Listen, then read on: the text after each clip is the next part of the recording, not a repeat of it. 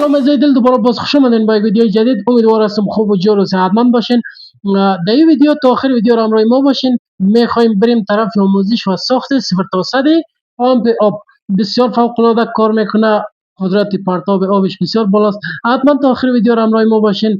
اگر ویدیو خوشتان آمد لایک ویدیو یادتان نره، در بخش کامنت پیشنهاد نظر انتقادتان حتما همراه ما شریک بسازین. برای ویدیوهای بیشترم چنل را سابسکرایب کنین. بریم سمت ویدیو.